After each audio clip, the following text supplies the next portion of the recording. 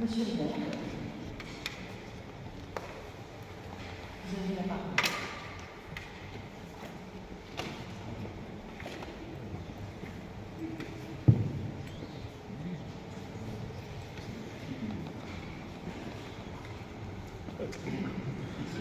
Monseigneur Le Bouch, archevêque de Lille, merci de nous faire l'honneur de votre présence. J'ajouterai, j'ai remarqué qu'on ne se quitte plus puisqu'on s'est déjà vu il y a 2 jours. Et je ne dirai pas dans quelles circonstances. Mesdames et messieurs, venus nombreux, je ne me rendais pas compte, là où j'étais assis, notre église était pleine. Permettez-moi de vous saluer, comme on dit, en vos titres et fonctions. Ça évite de redéfiler dans les 3 discours les représentants de tous les partenaires à l'origine de cette belle soirée. Je ne veux donc pas vous nommer toutes et tous individuellement, d'une part en raison de votre nom, mais aussi en raison de votre diversité, de ce que les uns et les autres, du paroissien jusqu'aux représentants d'une collectivité, c'est cette diversité qui fait aussi cette richesse pour cette belle manifestation en cette église Saint-Pierre de faire ce cours. Je me dois, même si ça a déjà été fait, de saluer néanmoins plus particulièrement Monsieur l'architecte en chef des monuments historiques, Vincent Brunel, en charge de la maîtrise d'œuvre du chantier. Je veux aussi saluer, qu'ils soient ou non là, des entreprises, des ouvriers, des compagnons, on le redit heureusement de plus en plus souvent, qui se sont succédés sur ce chantier dans cette église durant 4 ans. Et bien sûr, les représentants des financeurs qui nous ont aidés à mener cette importante restauration d'un coût d'un peu plus de 3 200 000 €. La métropole européenne de Lille, en tout premier, qui a accordé plus d'1 million d'euros de subvention. La DRAC, 8 300 et quelques euros. La sauvegarde de l'art français pour 10 000 € et le département pour 4 200 €. C'est, Monseigneur, mesdames et messieurs, avec, vous le sentez peut-être un peu, avec une émotion particulière qu'il m'est donné de m'adresser à vous en tant que maire de la commune de Villeneuve-d'Ascq, propriétaire de cette église Saint-Pierre, après 3 autres inaugurations municipales qui ont conclu ces dernières semaines l'achèvement à Villeneuve-d'Ascq d'une maison de santé pluridisciplinaire, à transformation de Parence des Vents et l'école de musique et de danse, dénommée maintenant Yvan Renard. Et ce, 4 inaugurations, quelques semaines avant la fin de mes 50 ans de mandat villeneuvois, dont 7 de 6 ans en tant que maire. Une inauguration qui sera donc ce soir pour moi ma dernière, avec donc une émotion, je le répète, particulière, s'agissant d'une église, et j'essaierai de m'en expliquer pourquoi dans les prochains propos. L'église Saint-Pierre de Flersbourg est en effet une des 4 églises villeneuvoises dont les communes de Flers-les-Villes, Naples et Ascq sont devenues propriétaires de par une loi non pas de 1905 mais de 1908, mais qui faisait référence aux propriétaires en 1905. C'est un petit peu compliqué, mais qui avait donc en commun ces communes d'hériter de ce patrimoine sans en avoir donc décidé elles-mêmes les constructions, qui n'est pas le cas de une école, salle de sport, tout autre équipement. Mais s'il nous appartient, en tant que propriétaire, de ce fait d'en assurer l'entretien, les réparations et les rénovations nécessaires, ce n'est pas simplement parce que ce sont des lieux de culte. C'est important que ce soit des lieux de culte, mais pas simplement. mais aussi parce qu'elles sont au cœur de nos patrimoines, de nos racines et de nos traditions, un peu malmenées ces derniers temps par certains dans toutes les communes. Des édifices communaux qu'on aime à regarder, à visiter, à s'y retrouver, y compris avec soi-même, et ce que l'on soit croyant ou non.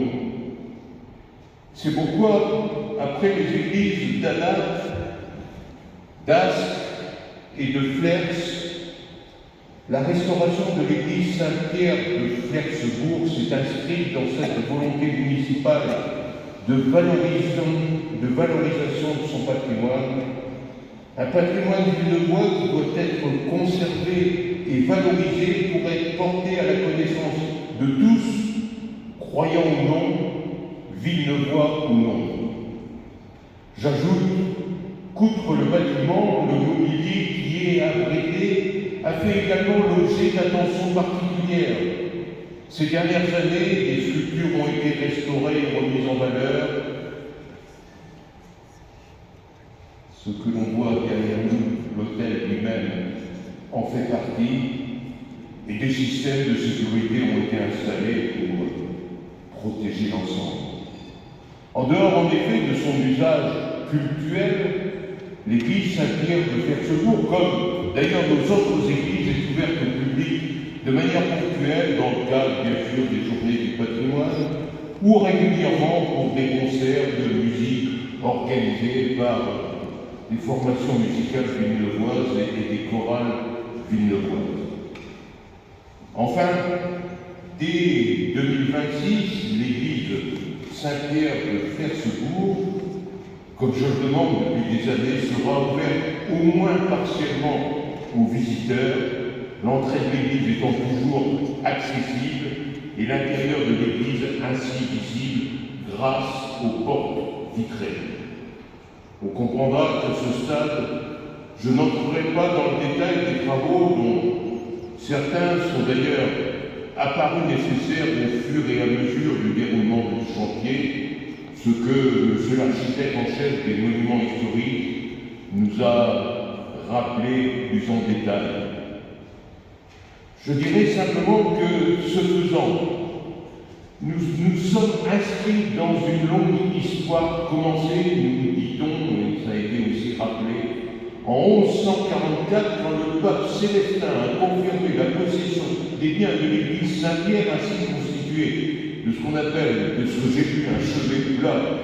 Et j'avoue ne pas avoir l'explication précise de ce que signifie ce terme, entouré d'un cimetière, avant une reconstruction au XVIe siècle, qui lui a donné les grandes lignes, mais pas la totalité de ce que nous connaissons aujourd'hui, puis un remaniement profond au XIXe siècle à partir de 1842, tandis qu'au XXe siècle, dans les années 80, j'étais déjà là, et 90, nous avons bien sûr opéré des travaux de réparation et de transformation, tribune d'orgue, réouverture de la porte sud, transformation de la porte nord en vitrine, création d'un sas vitré et réparation des vitraux. C'est en 2017 qu'un diagnostic nous a interpellés, qui allait exiger de lourds travaux après ceux de l'église d'Ascq, des travaux qui ont donc débuté en octobre 2021 avant de s'achever aujourd'hui, 4 ans plus tard. Je ne vous en assénerai pas les détails, certains ont déjà été rappelés dans leur phasage par Dominique Furne, mais je veux vous redire une fois encore la passion qu'il a fallu à tous nos partenaires, avec un mot particulier pour l'ensemble de nos services municipaux. Je ne peux pas commencer à citer des noms, mais dans un chantier pareil, si on veut tenir les délais, si on veut réussir à faire quelque chose, il faut véritablement que tout le monde s'y mette. Donc je ne l'hésiterai pas, avec quand même une exception, en espérant que sa modestie ne la fasse pas rougir. Un mot particulier pour Mélanie Bloss, chargée de conservation et de valorisation du patrimoine. Rassurez-vous, Monseigneur, mesdames, messieurs, je m'arrêterai là, même si vous vous en doutez, ou certains peuvent s'en douter. Je pourrais encore vous en parler durant des heures. Tant pour moi, en ces temps de tous les périls et de tous les doutes, la défense de nos valeurs et le rappel de nos racines me semblent vitaux pour notre avenir et pour l'avenir de nos enfants, avec quand même quelque chose à vous dire, encore une fois pour certains que j'aime à répéter, moi qui, en 50 ans, ai connu bien d'autres constructions et restaurations dans tous les domaines et dans tous les quartiers de la ville, dont la plupart d'ailleurs,